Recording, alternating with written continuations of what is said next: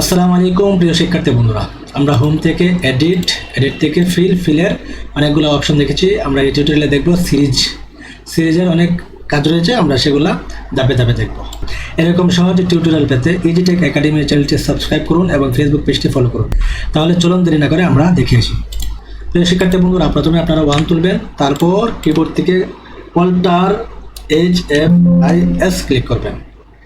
এই বক্স আসার পরে, এরকম ডায়লগ বক্স আসার পরে আপনারা সিরিজ ইন থেকে কলামটি সিলেক্ট করবেন। যেহেতু আমরা উপর থেকে নিচে নাম্বার দিব, তাই কলাম সিলেক্ট করব। তারপর লাইনার টিক থাকবে, এরপর স্টেট ভ্যালু থেকে 1 থাকবে। এরপর স্টপ ভ্যালুতে আপনারা যতটুকু নাম্বার চান সেই শেষ নাম্বারটুকুর সিরিয়াল দিয়ে দেবেন। মনে করুন আমরা 30 পর্যন্ত দেবো, অর্থাৎ 1 থেকে 30 পর্যন্ত আমাদের দরকার, আমরা সেটা দিয়ে দেবো, তারপর ওকে দিয়ে দেবো।